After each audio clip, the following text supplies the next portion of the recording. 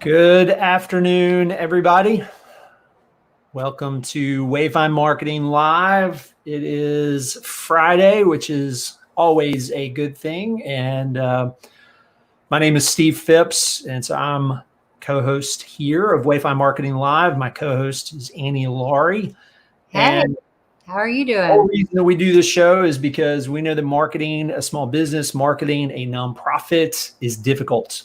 And so our goal is to encourage you and to equip you to market your business more easily, more effectively, so that you can grow your business and you get to focus on the things that you enjoy doing the most. So we've got some good things in store today, Annie Laurie. Yeah, we do. We were off last week. Hey, Annie Laurie, it looks like we're running into some technical stuff. I cannot hear you. Oh, no. Technical difficulties. Let's Can you see. hear We're me going to now? do a quick mic check. Hello, can you hear me now? Annie Laurie, still I don't know. no volume. That's so All right, interesting. hang tight, everybody. We are I'm not sure why. trying to figure out what's going on here.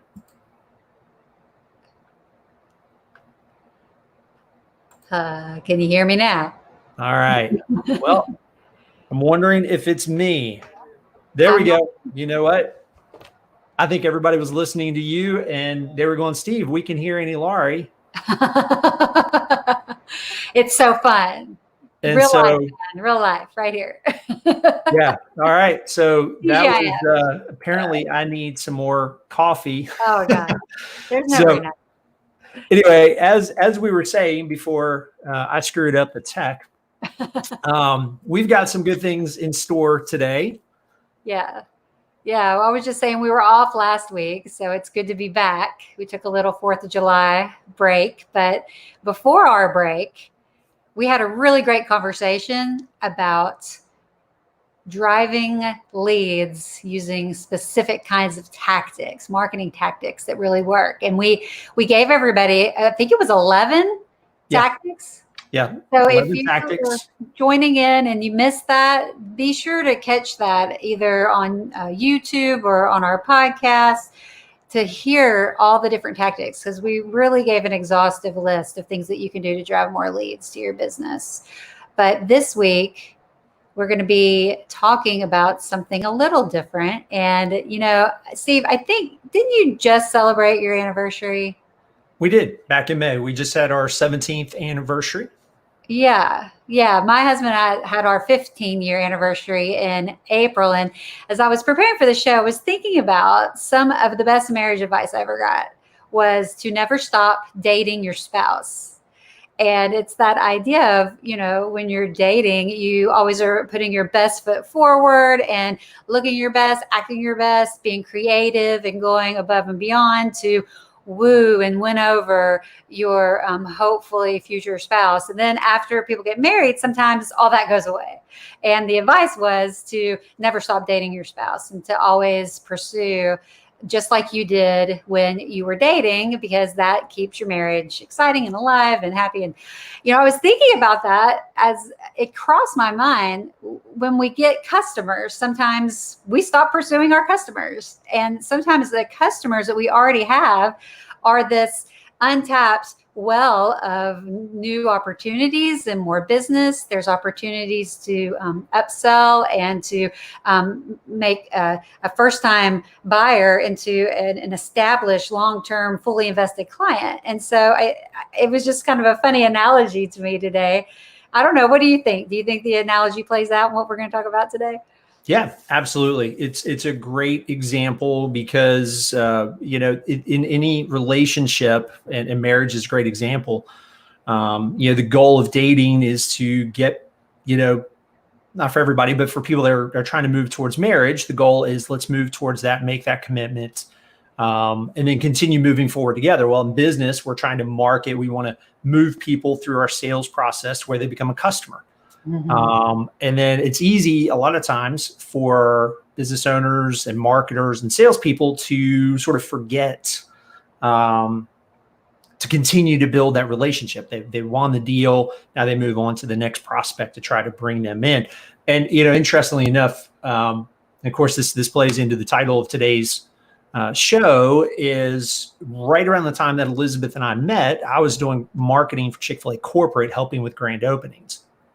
So I was getting to travel around and help out with that. And that was a lot of fun. That was 4 years into working with Chick-fil-A. Well, during that season, I became a Chick-fil-A franchisee. And so I owned a local franchise here in Memphis for 4 years. And really it was during that season, those 8 years collectively, where I learned a lot of really great ideas, and just got to see a lot of really effective tactics in place. And Chick-fil-A, arguably better than pretty much any other quick service restaurant and a lot of other businesses, does a really good job of creating loyal customers, creating raving fans. Mm-hmm. And so what we're going to talk about today is we're going to talk about three stages that we can take our customers through.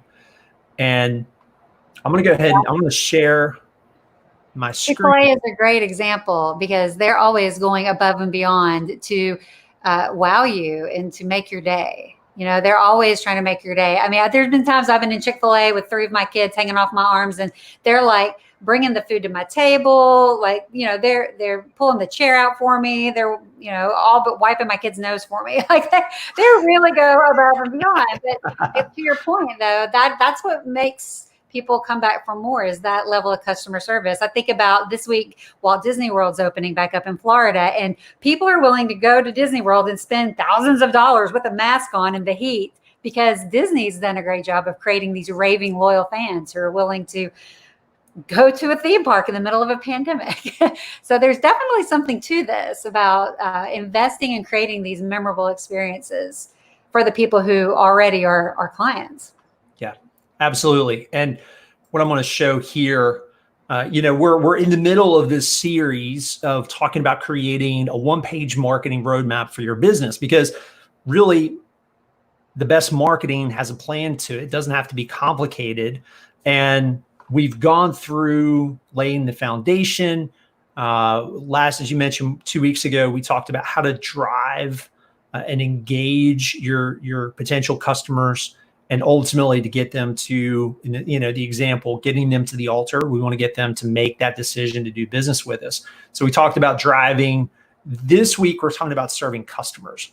And these 3 boxes, this first one is once somebody becomes a customer, we want to think about how do we create these raving fan experiences, these shareable experiences.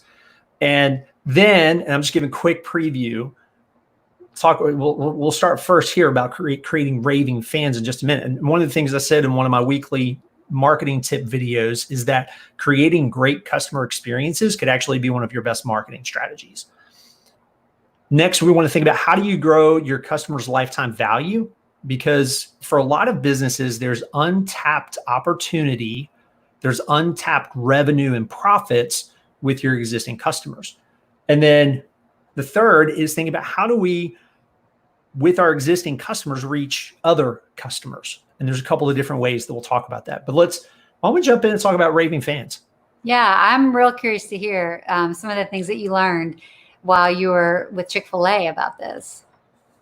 So when I was at Chick-fil-A as an owner-operator, we talked about creating these great experiences. But when you think about creating great experiences, first and foremost, you need to make sure you're executing on the fundamentals. And so we had this whole initiative called Second Mile Service. And the idea of second mile comes from the New Testament, where Jesus is teaching, and he's in his Sermon on the Mount, he says, if somebody comes to you and tells you to go 1 mile, go a second mile. Now, the context, Roman centurions could go up to anyone who is not a Roman citizen and who basically had been conquered by Rome. And by law, that person is required to carry that soldier's equipment for 1 mile. Well, in going a second mile, that person would be doing what's unexpected.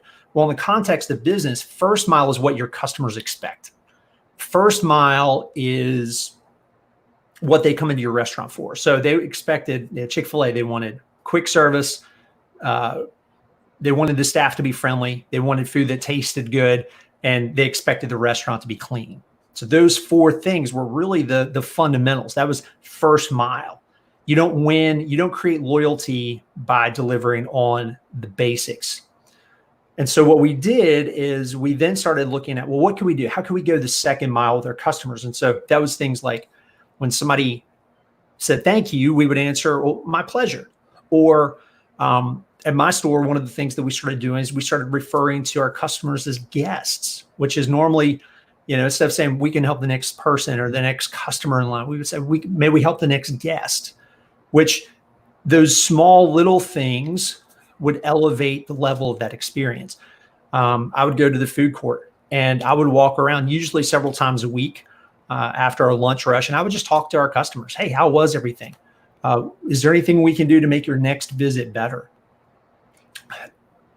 And so I think in every business, it's what you want to do is look at what are the basic expectations that your customers have. Are you meeting those basic expectations? Find some way to measure it. One simple tool is called the Net Promoter Score. That's something we've helped our clients with. And it's a quick survey. It's a scale of 1 to 10. How likely are you to recommend this to someone else? And that at least gives you an idea of where are people. But by creating those experiences that are unexpected, that are shareable, then that really becomes something that people value, they look forward to, and that really can help generate marketing activity because you've got these raving fans that are loyal. What's an example of a great shareable experience that you've seen either while you were working with Chick-fil-A or even in another context? Well, just one that you just mentioned is sometimes, again, something that's unexpected. So you've got your hands full. So somebody helps you carry your tray to your table. Again, one of the things we would do is I would go out and I was in the mall. I was at Oak Court Mall. And so one of the things we would do periodically is just go out and find people that had been doing business with us. And I would just give them a free coupon and just to say, hey, thanks for coming in. Thanks for being a customer. Locally, I mentioned this in LinkedIn not too long ago. My wife and I are training for a backpacking trip. Mm-hmm. And now we've bought a lot of stuff at REI, but there's a local shop called Outdoors Inc. and their service is fantastic. We've bought stuff there as well. Mm-hmm. And, I took a backpack in that somebody's letting me borrow or that we were given. And so I went in and those guys were super fantastic with helping me get the backpack fitted. There's different variables to that. And so, and I don't even think I bought anything that day from them. But, that's an example of just that great experience that creates loyalty. Yeah, absolutely. And, the next thing that we want to talk about today is growing the lifetime value of our customers. And sometimes when you're thinking about taking that second mile, that costs money. It costs time. There's an effort, there's training component depending on what kind of business you run. And so sometimes I think, you might be hesitant to do that second mile because you don't understand the lifetime value of the customers that you have. So understanding the lifetime value of the customers you have could be the motivating factor to push you forward to go that second mile. So why don't you talk about that for a second? Like, tell us about how do we determine that? What is lifetime value? How do we calculate it? Absolutely. And the point I'll make too, just to piggyback off of what you just said, creating second mile experiences doesn't have to be expensive. Sometimes it can be little things. Maybe there's a $5 gift or a $10 gift that you give to new clients or new customers. I mean, there are a number of different ways to do that. And in fact, I'll just make mention, and we can put this in the show notes. There's a book called Raving Fans by Ken Blanchard. Great book. Highly recommend it. So lifetime value, the idea is that your customer is going to be with you for a certain amount of time. And over the course of that time, they're going to spend a certain amount of money with you. Now, the example that this is something that we talked about at Chick-fil-A. And this is actually something that I would teach everybody on my team including the 16-year-old who's running a cash register on Thursday night. We would have, and I'm trying to remember the exact numbers, but the lifetime expectation is a customer would be with us for say 3 years, and they would spend, $500 a year. And I'm probably off on those numbers, but because it's been a few years. But the idea is that 3 years, $500 a year, that customer's lifetime value is $1,500.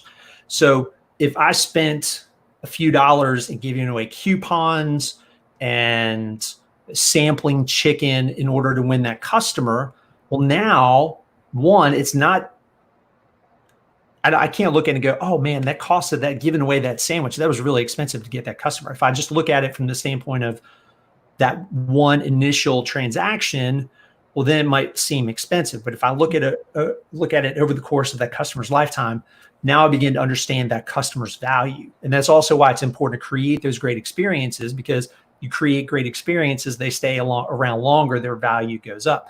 Now, in terms of a lot of businesses, the way to increase that lifetime value, if my customer's value at Chick-fil-A was $1,500, what can I do to get it to $1,800? How could I move it from $500 a year to $600 a year? Well, one way that we could do that was let's let our customers know about some of the other things that we offer. We did a lot of trays, nuggets, salads, things that they could do for catering and parties and things that they might not have thought about Chick-fil-A for. Right. So by creating some content that was specifically for our customers, we would drop something in the bag. In today's context, send out emails to your existing customers. Stay in front of them with social media. Depending on your business, have your sales team pick up the phone and call people. Let them know about other services, other products that you offer. And a lot of times, I hear this from a lot of companies, a lot of business owners who will mention that they've lost a customer, or in some cases almost lost a customer, because that customer was looking for a service. They didn't realize that this business offered that service, so they started looking at somewhere else. Mm-hmm. Yeah, that's where there needs to be an intentionality. And the thing is, it's easier, it's more cost effective to market to your existing customers than it is to try to bring in new customers. Yes, absolutely. Much more profitable to do it that way. And it's also a big risk if you don't continue to market to your current customers, because you may lose them to the person who's doing that extra mile service down the street. Yeah. One thing too, this kind of transitions into our next point, but I was thinking about customer testimonials too, especially if you're wanting to showcase things that you offer that perhaps people aren't totally sure, like you do that. We have a client that we work with, and they had a whole series on, we bet you didn't know that we do this, but like some of that is a testimonial of having a client say, yeah, we discovered that we could get this service. We didn't know it was available, and here's how it changed our lives. Testimonials can be one of your most powerful tools in your tool belt when it comes to marketing. So what are some other lessons learned about spreading the word and how to get the word out, how to get more of those referrals, raving fans, anything you drew from Chick-fil-A or just other experiences you've had in marketing about that? Sure. So one of the initiatives that we actually did at Chick-fil-A was we identified who were the customers that we knew were raving fans. They were the people who loved Chick-fil-A. They loved our team. And what we did is we put together a little program where we empowered them to actually give out Chick-fil-A coupons to some of their friends and the people that they worked with. And in doing so, we gave them, we rewarded them as a thank you for being a loyal customer, for being a raving fan. And then we enabled them to go give coupons to other people that they knew. So, now in a way to do it now, because somebody's thinking, well, Steve, I don't have a restaurant like that or something like that. Maybe we offer digital services. Well, 3 ways that you can work with your existing clients to help generate more business by bringing in other new customers. Number 1, and you've already mentioned this, Andy Laurie, testimonials. Testimonials are critical, especially if you offer a higher dollar service that has a higher level commitment. it takes long to make those decisions. There's more risk, or at least there's more perceived risk. So having testimonials, case studies, and go ask. Just ask your customers. Identify some of the customers who you know and say, hey, would you be willing to give us a testimonial? Would you be willing to share a few sentences on how we've helped you solve this problem, or how we've made your life better, or why you chose our business over somebody else? Another is referrals. And we know, I know a lot of folks that are in the financial services industry, and it's a sales skill, but it still has a lot of value in the marketing space. And that's just ask your existing customers, hey, who do you know that might benefit? There's different ways to do that. I won't get into the different tactics, but just get into the routine of asking your customers, hey, who do you know that might benefit from what we do? Can you make an introduction? Can you connect me on LinkedIn? And then the third is online reviews. So Google, Yelp, depending on your industry, it could be something like Thumbtack. There are a number of different review sites. And in the medical space, there are specific sites there for doctors and dentists. Ask for reviews. Now, don't give any sort of incentive that goes against terms of service for Google and Yelp and all those services, but just ask people, hey, if you've had a great experience, would you be willing to share that on Google? One, it helps you in the search results. Two, their story can help the next prospect make a decision to do business with you because your existing customer or client shared their story. So testimonials, ask for referrals, ask people to leave online reviews. And so, yeah, create shareable experiences, raving fans, look at some things, use email, look at social media, other content, phone calls that you can use with your existing customers to offer new services, additional services to increase that lifetime value. And then really to help get the word out, ask for testimonials, ask for referrals, and ask people to leave online reviews, or make that easier for people to do. That's awesome. And, a lot of it can be automated too, depending on what type of, email. Hopefully you have an email newsletter, you're regularly communicating with your clients. You can always drop that in an email and just say, hey, leave a review if you're, happy with the service today.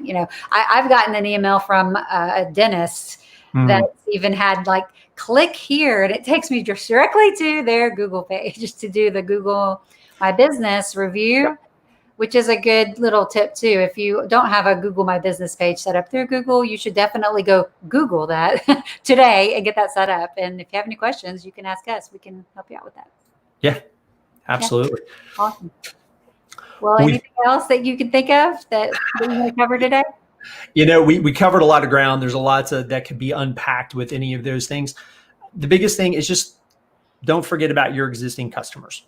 Continue to market to them, create great experiences, have conversations with them. It may make sense depending on the scope and the size of your business, the number of customers you have, to get measurable systems in place to track that so you can see how you're performing against certain benchmarks.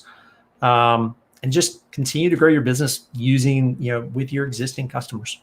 Awesome. Well, we have a very exciting opportunity coming up here in about a week and a half. Do you want to? Well, actually, we're going to push it back a little bit. Okay. So you're absolutely right. We are going to be doing a workshop. We're going to do an online workshop for how to create a one-page marketing plan. And we're going to go through everything that we've been talking about, but in more detail. And so our participants will walk away having a plan and having it, filled out. We'll have examples. And so if you're interested in that, feel free to just drop me a note. And you can get me at steve@wayfindmarketing.com.